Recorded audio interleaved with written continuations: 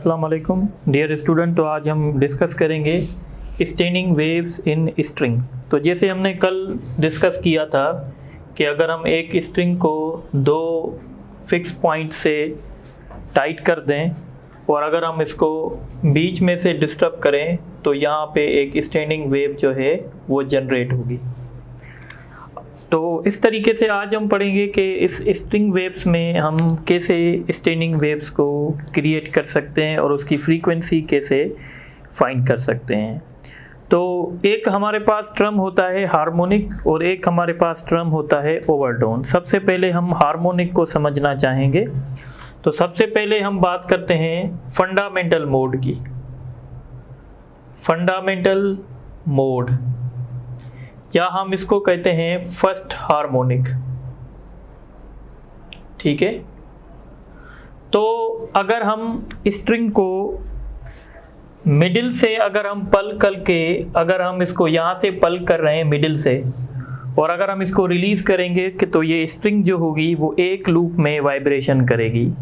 जब स्ट्रिंग एक लूप में वाइब्रेशन करेंगी तो हम कहेंगे ये इसका सिंपलेस्ट मोड है, यानी इससे सिंपल और नहीं हो सकता, यानी ये इसका फंडामेंटल मोड है। तो फंडामेंटल मोड जो होगा इसमें आप देख रहे हैं कि हमारे पास दो नोड होंगे और एक जो है एंटी नोड होगा।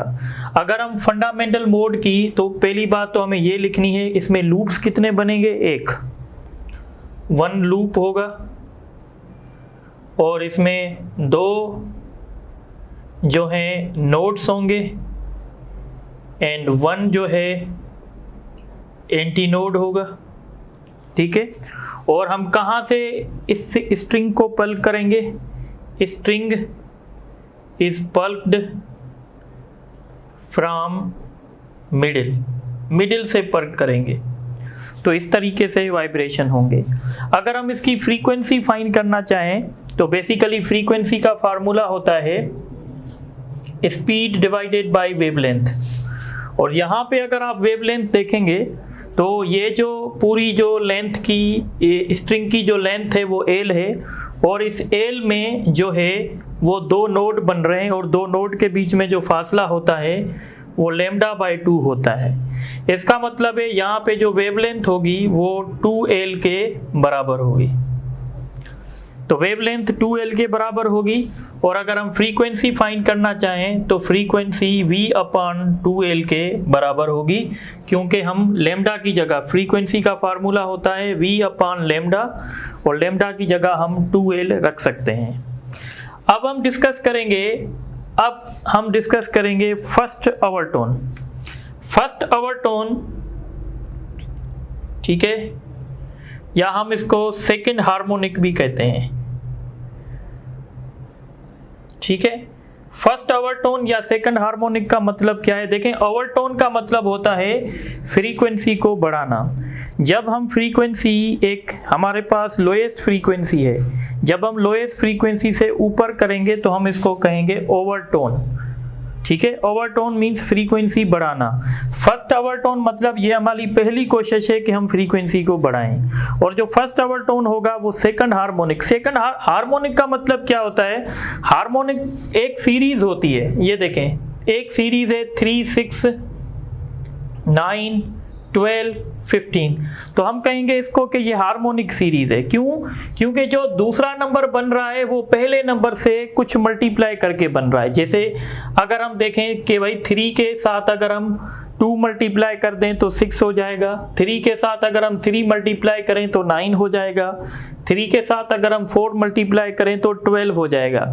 यानी जो नेक्स्ट नंबर हमें मिलेगा वो किसी एक मखसूस नंबर से मल्टीप्लिकेशन के बाद मिलेगा। तो हम कहते हैं ये हार्मोनिक सीरीज होती है।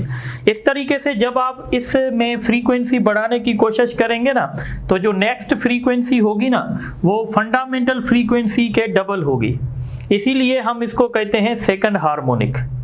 इसी तरीके से जब हम थर्ड हार्मोनिक की फ्रीक्वेंसी कैलकुलेट करेंगे तो वो फंडामेंटल से 3 मरतबा ज़्यादा होगी।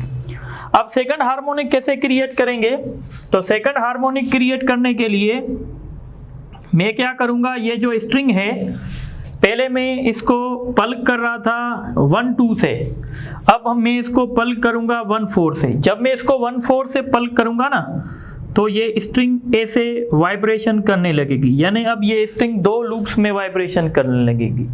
तो इसलिए हम कहेंगे कि सेकंड हार्मोनिक में कितने लूप्स बन रहे हैं? 2। तो 2 लूप्स होंगे इसमें। और अगर हम बात करें किसकी, नोड की, तो इसमें 3 नोड होंगे, ठीक है। सो 3 नोड्स। और अगर हम एंटी नोड्स की बात करें तो एंटी नोड इसमें 2 होंगे, 2 एंटी नोड्स, ठीक है। और अगर हम इसकी फ्रीक्वेंसी कैलकुलेट करना चाहें, सबसे पहले वेव लेंथ, तो देखें ये जो लेंथ है, अब यहाँ पे जो एल है वो पूरी एक वेव हमें दिखाई दे रही है। जब ये पूरी वेव दिखाई दे रही है, इसका मतलब है एल जो है वो लेम्डा के बराबर है। अगर आप इसको कंपेयर करवाएंगे, ये हमारी फर्स्ट फंडामेंटल वेवलेंथ थी, तो फंडामेंटल वेवलेंथ से अगर हम कंपेयर करवाएं तो मैं क्या कर रहा हूं, ये जो हमारी वेवलेंथ है ये सेकंड हार्मोनिक की वेवलेंथ है, तो सेकंड हार्मोनिक की वेवलेंथ 2 के एल के बराबर हो गई। अगर मैं इसे 2 डिवाइड भी करूं, मल्टीप्लाई भी करूं, तो आप इसको केयरफुली देखें, ये 2L क्या था, 2L फर्स्ट हार्मोनिक की वेवलेंथ थी। तो इसका मतलब है अब ये सेकंड हार्मोनिक की वेवलेंथ जो है वो 2 टाइम्स कम हो गई है। तो इसलिए इसको मैं ऐसे भी लिख सकता हूँ 2, यानी सेकंड हार्मोनिक की जो वेवलेंथ होगी वो होगी फर्स्ट हार्मोनिक की वेवलेंथ डिवाइडेड बाय 2, यानी वेवलेंथ कम हो जाएगी। अगर आप फ्रीक्वेंसी की बात करेंगे तो फ्रीक्वेंसी v अपॉन लेम्डा, और लेम्डा का वैल्यू यहाँ पे जो है वो 2L अपॉन 2 है, तो ये 2 ऊपर जाके मल्टीप्लाई करेगा 2V अपॉन 2L। अगर आप इसको केयरफुली देखेंगे तो ये क्या है, तो ये फर्स्ट हार्मोनिक की वेवलेंथ है, तो फर्स्ट हार्मोनिक की सारी फ्रीक्वेंसी है। तो फर्स्ट हार्मोनिक की फ्रीक्वेंसी आप देखें, यानी फर्स्ट हार्मोनिक की फ्रीक्वेंसी देखें V अपॉन 2L है, और सेकंड हार्मोनिक की फ्रीक्वेंसी देखें 2V अपॉन 2L है। इसका मतलब है फ्रीक्वेंसी बढ़ गई है, यानी हम लिख सकते हैं F2 is equal to 2 into F1। और इसलिए हमने स्ट्रिंग को कहाँ से पल्क किया था, string is plucked at 1/4 from, string is plucked at 1/4 from one end, यानी 1/4 से हमने इसको पल्क किया था। इसी तरीके से अब हम बात करेंगे सेकंड ओवरटोन की, यानी हम फ्रीक्वेंसी को और बढ़ाना चाहते हैं। जब हम सेकंड ओवरटोन की बात करेंगे तो हमारे पास जो हार्मोनिक बनेगा वो थर्ड हार्मोनिक होगा, ठीक है। अब वो कैसे बनेगा, तो थर्ड हार्मोनिक तब बनेगा जब हम इसी स्ट्रिंग को 1/6 से डिस्टर्ब करेंगे। सपोज करें ये आपका हो गया, ये आपका है 1/2 यानी मिडिल, ये है आपका सपोज करें 1/4, या ये यहाँ पे, ठीक है, या ऐसे कर लेते हैं, ये इस तरीके से हम इसको करते हैं भाई, ये इसका 1/4 हो गया, ये हो गया 1/6, ठीक है। तो जब हम 1/6 से इसको डिस्टर्ब करेंगे तो अब ये ऐसे वाइब्रेशन करने लगेगी। जब ये ऐसे वाइब्रेशन करने लगेंगी तो इसका मतलब है इसमें 3 लूप्स बनेंगे। इसको मैं दोबारा ड्रा कर लेता हूँ, यानी वही हमारे पास स्ट्रिंग होगी, पर अब इस स्ट्रिंग को हम कहाँ से डिस्टर्ब करेंगे। सपोज करें ये इसका हो गया मिडिल, फिर मिडिल का आधा, इस तरीके से ये हमने इसको 1/6 से डिस्टर्ब किया। तो अब इसमें 3 लूप्स बनेंगे, एक लूप्स ये बनेगा, दूसरा लूप ये बनेगा, और तीसरा लूप ये बनेगा, यानी थर्ड हार्मोनिक में 3 लूप्स बनेंगे, 3 लूप्स बनेंगे। और अगर आप इसमें नोट देखें 1 2 3 4, तो इसमें 4 नोट बनेंगे। और अगर एंटी नोट देखें 1 2 3, तो 3 इसमें एंटी नोट बनेंगे, ठीक है। इस तरीके से अगर आप वेवलेंथ की बात करना चाहें तो ये देखें, यहाँ से लेकर यहाँ तक ये λ/2, यहाँ से लेकर यहाँ तक लेमडा अपॉन 2 और यहाँ से लेकर यहाँ तक लेमडा अपॉन 2, यानी ये जो लेंथ होगी lambda upon 2 plus lambda upon 2 plus lambda upon 2, अगर आप इसको सम करेंगे 3 लेमडा अपॉन 2 हो जाएगा। अगर आप लेमडा का कैलकुलेशन करें तो ये हो जाएगा 2l अपॉन 3, और ये जो वेवलेंथ है वो थर्ड हार्मोनिक की है, इसलिए इसको लेमडा 3 लिखूंगा। अगर आप इसको देखेंगे तो ये 2l क्या है, ये फर्स्ट हार्मोनिक की वेवलेंथ है, इसका मतलब है वेवलेंथ हमारी जो है कम हो गई है। इसको लिख सकते हैं lambda 3 is equal to lambda 1 divided by 3, ठीक है, यानी वेवलेंथ हमारी कम हो जाएगी। सेकंड हार्मोनिक की वेवलेंथ फर्स्ट से कम होगी और थर्ड हार्मोनिक की वेवलेंथ सेकंड से कम होगी। इस तरीके से हमने हार्मोनिक्स थर्ड हार्मोनिक की स्टडी कर ली। अब अगर हम फ्रीक्वेंसी कैलकुलेट करें तो v अपॉन लेमडा, और लेमडा यहाँ पे क्या रखेंगे, लेमडा यहाँ पे रखेंगे हम 2l अपॉन 3, तो ये 3 ऊपर जाके मल्टीप्लाई करेगा यानी 3v upon 2l।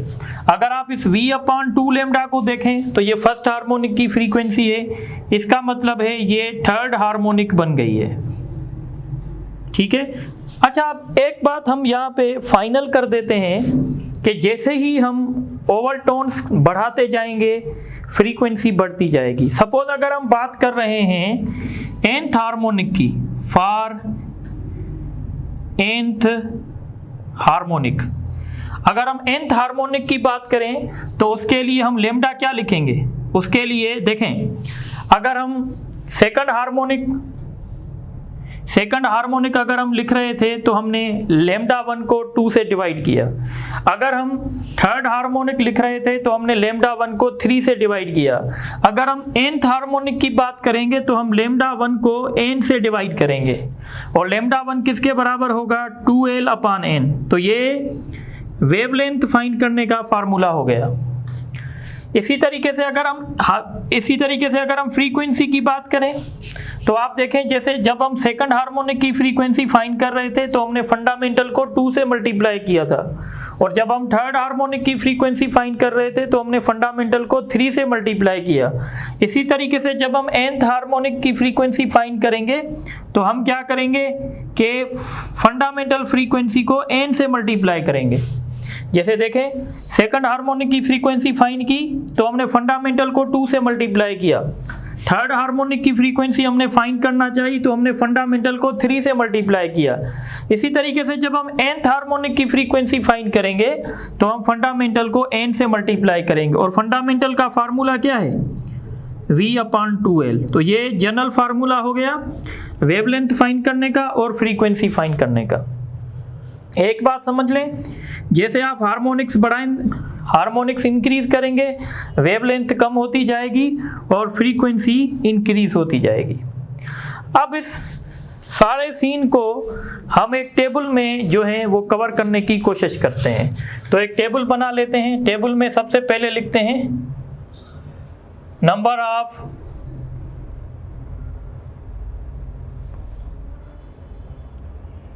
Of harmonic, उसके बाद नंबर ऑफ लूप्स, उसके बाद number of nodes, number of anti nodes, और उसके बाद नंबर ऑफ ओवरटोन। ये एक टेबल बना लेते हैं। तो हम इस टेबल को कैसे बनाएंगे, जैसे देखें, जैसे हमने स्टडी किया था कि भाई अगर हमारा हार्मोनिक होगा 1 तो लूप्स भी बनेंगे 1, और नंबर ऑफ नोड्स कितने बनेंगे 2, एंटी नोड कितने बनेंगे 1, और ओवरटोन कौन सा होगा 0, यानी वो ओवरटोन नहीं होगा, वो सिंपल फंडामेंटल होगा। इस तरीके से फिर हमने जब सेकंड हार्मोनिक की बात की थी तो लूप्स कितने बने थे 2, और नंबर ऑफ नोड्स कितने बने 3, नंबर ऑफ एंटी नोड्स कितने बने 2, और ओवरटोन कौन सा था, वो पहला ओवरटोन था, फर्स्ट ओवरटोन था। इसी तरीके से फिर हमने क्या डिस्कस किया था, number of harmonic third harmonic था, तो लूप्स कितने बने थे 3, नंबर ऑफ नोड्स कितने थे 4, नंबर ऑफ एंटी नोड्स कितने थे 3, और नंबर ऑफ ओवरटोन कितने थे 2। अब हम जनरलाइज लिखेंगे। जनरलाइज हम ये लिखेंगे कि अगर इसका मतलब है जितने हार्मोनिक होंगे उतने लूप्स होंगे, उतने एंटी नोड्स होंगे। अगर हम nth हार्मोनिक की बात करेंगे, अगर हम nth हार्मोनिक की बात करेंगे तो लूप्स भी n बनेंगे, एंटी नोड्स भी n बनेंगे। ये बात तय हो गई। अब देखें जितने हमारे हार्मोनिक्स बनेंगे उससे एक नंबर ज़्यादा नोड्स का होगा। अगर देखें हार्मोनिक हमारा पहला था, नोड हमारे पास 2 थे, हार्मोनिक हमारे पास 2 थे तो नोड हमारे पास 3 थे, अगर हार्मोनिक हमारे पास 3 है तो नोड हमारे पास 4 थे। तो इसका मतलब है कि जो नंबर ऑफ नोड्स होंगे वो n+1 होंगे। n+1 means n is the number of harmonics. जितने हार्मोनिक्स होंगे उससे एक नंबर ज़्यादा सारी नोट्स होंगे। ठीक है। इसी तरीके से अगर आप ओवरटोन की बात करेंगे, अगर हमारा सेकंड हार्मोनिक था तो वो हमारा फर्स्ट ओवरटोन था, अगर हमारा थर्ड हार्मोनिक है तो वो हमारा सेकंड ओवरटोन था। इसी तरीके से यानी जो ओवरटोन्स होंगे वो हार्मोनिक से एक नंबर पीछे होंगे, इसलिए हम इसको लिखेंगे n-1। यानी अगर सिंपल है, अगर मैं कहूँ एक स्ट्रिंग है जिसमें 4 नोट्स बन रहे हैं तो अगर उसमें नोड 4 बन रहे हैं तो उसका मतलब है वो थर्ड हार्मोनिक है, क्योंकि नोड हमेशा एक नंबर ज़्यादा होगा। अगर मैं आपको कह दूं कि भाई थर्ड ओवरटोन की फ्रीक्वेंसी फाइंड करें, अगर ओवरटोन आपका थर्ड होगा तो इसका मतलब है हार्मोनिक उससे एक नंबर एडवांस होगा, यानी आप फोर्थ हार्मोनिक की फ्रीक्वेंसी कैलकुलेट करेंगे। तो ये एक जनरल इंफॉर्मेशन है जो आपको समझ में आनी चाहिए। अब इसी के साथ हम एक और इम्पॉर्टेंट बात डिस्कस करेंगे जिसको कहते हैं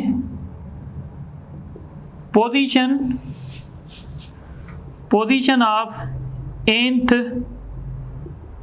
एंटी नोड, और फिर हम डिस्कस करेंगे पोजीशन ऑफ nth। ये फार्मूले मैंने बनाए हैं। अगर हमें nth एंटी नोड की पोजीशन पूछ रहा है तो उसका फार्मूला है 2n-1 multiplied by l divided by 2n। ये जो कैपिटल n है ना, कैपिटल n का मतलब है नंबर ऑफ एंटी नोड और स्मॉल n का मतलब है नंबर ऑफ हार्मोनिक्स। इस तरीके से अगर हमसे nth नोड की पोजीशन पूछ रहा है तो उसका फार्मूला है n-1 multiplied by l divided by n। Suppose करें अगर हम एक एग्जांपल कंसीडर करते हैं, हमारे पास 10 सेंटीमीटर, या ऐसे समझें हमारे पास 10 सेंटीमीटर की एक लेंथ है, एक हमारे पास स्ट्रिंग है और हमने उसमें 4 हार्मोनिक क्रिएट किए हैं। ठीक है। जब हम उसमें 4 हार्मोनिक क्रिएट करेंगे तो उसमें नोट कितने बनेंगे? 5। और आपसे पूछा गया है कि फोर्थ नोड की पोजीशन बताओ, तो आप ये वाला फार्मूला यूज़ करेंगे x = n-1। फोर्थ नोड की पूछ रहा है तो ये कैपिटल n है, 4-1, और लेंथ आपको दी गई है 10 और छोटा n आपको दिया गया है 4, तो ये हो जाएगा 3 और इसका वैल्यू होगा 2.5, तो ये हो जाएगा 7.5। देखें ना, ये हम ऐसे कर सकते हैं। तो ये एक नोड, दूसरा नोड, तीसरा, चौथा और ये आपका यानी ये 5th नोड। लूप्स कितने होंगे? 1 2 3 और 4 लूप्स हो गए। अब आपसे कौन सी पोजीशन, यानी अगर आप इसको 4 हिस्सों में डिवाइड कर दें तो ये 2.5, ये भी 2.5, ये भी और ये भी। अब ये फर्स्ट नोड है, ये सेकंड नोड है, ये थर्ड है, ये फोर्थ है। अगर आप यहाँ से काउंट करें 2.5 प्लस 2.5 कितना होगा? 5 प्लस 2.5 कितना होगा? 7.5, और हमारी फार्मूले से भी रिजल्ट वही आई। इसी तरीके से अगर आप यहाँ से आपसे पूछते हैं find the position of third anti node, तो थर्ड एंटी नोड कहाँ बनेगा? ये फर्स्ट, ये सेकंड, ये थर्ड। तो आप फाइंड कर सकते हैं इस फार्मूला से 2n, n की जगह 3 रखेंगे, l की जगह 10, 2 × 4, तो ये हो जाएगा 6 में से एक माइनस होगा 5, और ये 2.5 होगा, 2.5 का आधा 1.25, इसको मल्टीप्लाई करेंगे तो 7.25 यानी यहाँ होगा। तो इस तरीके से आप किसी भी नोड की और एंटी नोड की पोजीशन को फाइंड कर सकते हैं। ये नोट करें तो फिर आगे डिस्कस करते हैं।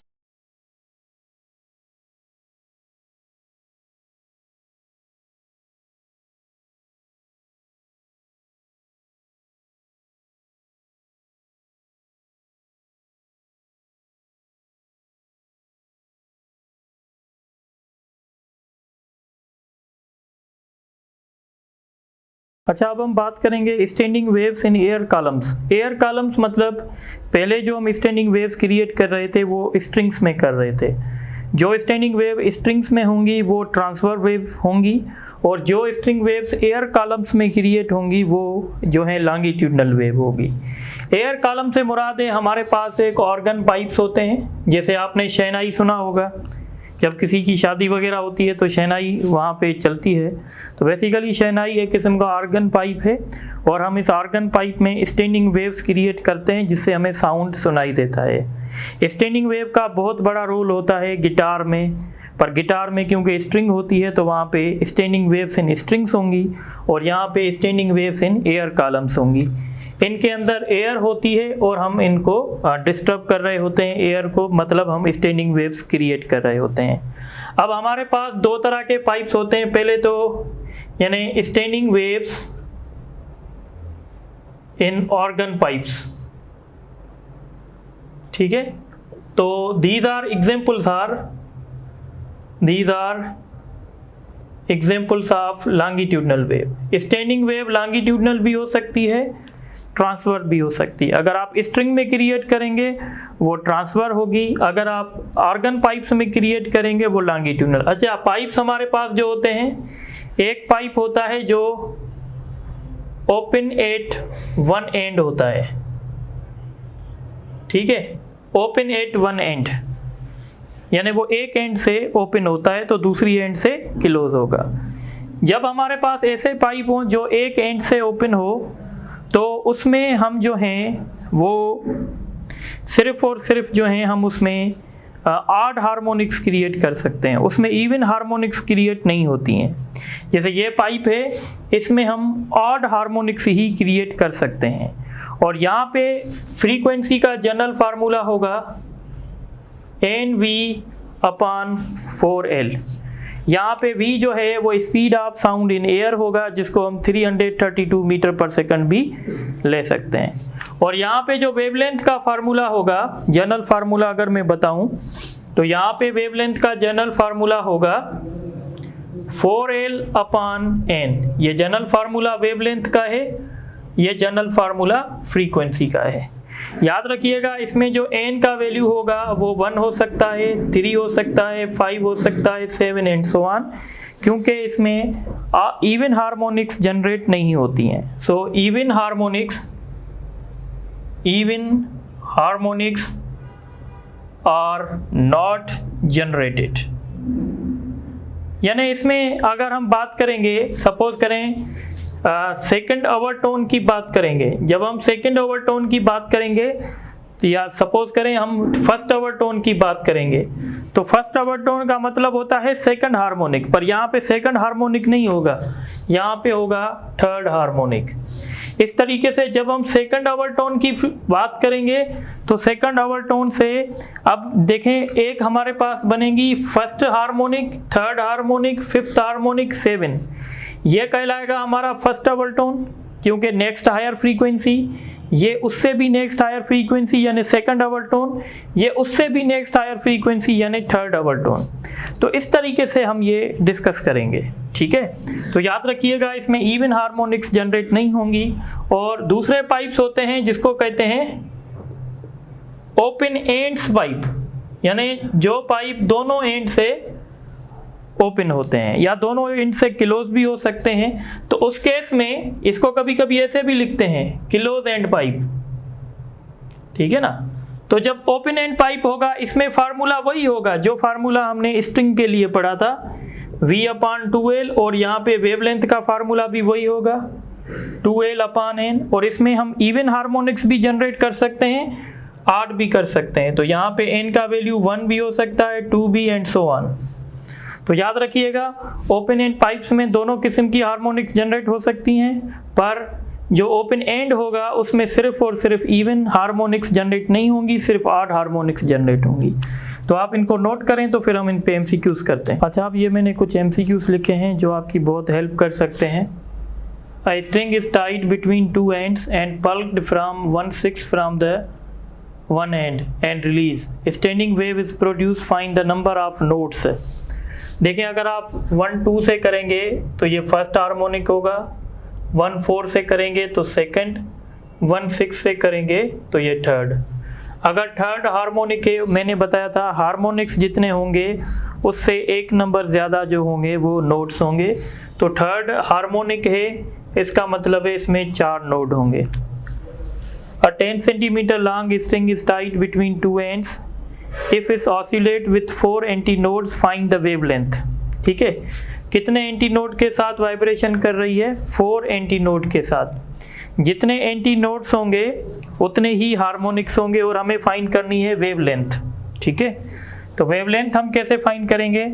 वेवलेंथ का जनरल फार्मूला है 2L डिवाइडेड बाय n, और जितने एंटीनोड्स होंगे उतने हार्मोनिक्स होंगे। 2 मल्टीप्लाइड बाय 10 डिवाइडेड बाय 4, ये 1, ये 2, ये 1, ये 5। उसके बाद दूसरा क्वेश्चन है, A 20 centimeter long string is tied between two ends and vibrate in 4 loops. Find the position of third node. Third node की पोजीशन चाहिए, तो थर्ड नोड की पोजीशन हम कैसे कैलकुलेट करेंगे? मैंने बताया था n-1 L divided by n। तो थर्ड नोड की बात हो रही है, तो 3-1 लेंथ है 20 डिवाइडेड बाय n। तो इसमें टोटल लूप्स जो हैं वो 4 हैं, यानी 4 हार्मोनिक है, 1 और 5। तो 2 मल्टीप्लाइड बाय 5 करेंगे तो 10 इसका रिजल्ट आएगा। इसके बाद क्वेश्चन है, A 10 centimeter long string is tied between two ends and it vibrates with 4 loops. If speed of wave is 50 meter per second, find the frequency. तो फ्रीक्वेंसी फाइंड करने का जनरल फार्मूला है NV/2L। अब ये जो string है वो 4 loops में वाइब्रेशन कर रही है, इसका मतलब है हार्मोनिक 4 है। स्पीड हमें 100 दी जा रही है और लेंथ इसकी 10 सेंटीमीटर मीन्स 0.1 है। डेसिमल कैंसिल करेंगे, ऊपर 0 आएगा 1 टाइम और 2 टाइम, तो ये 200 हर्ट्ज हो जाएगा। इसका ऑप्शन बी होगा। उसके बाद क्वेश्चन है, A string of 12 centimeter long is tied between two ends and vibrate with 4 nodes. Find the wavelength. अगर 4 नोड हैं तो ये फिफ्थ हार्मोनिक, तो ये थर्ड हार्मोनिक होगा, और वेवलेंथ फाइंड करने का फार्मूला होता है 2L divided by n। Length इसकी है 12 डिवाइडेड बाय 3, क्योंकि अगर इसमें 4 नोड हैं तो ये थर्ड हार्मोनिक होगा। 1 और 4 को 2 से मल्टीप्लाई करेंगे 8 हो जाएगा। तो इसका एक ऑप्शन डाल दें, और ऑप्शन है ना 8 सेंटीमीटर। ठीक है, तो ये इसका ऑप्शन सही होगा। इसी तरीके से आप इसको देख लें, फिर इंशाल्लाह नेक्स्ट लेक्चर में कुछ और डिस्कस करेंगे। Thank you very much.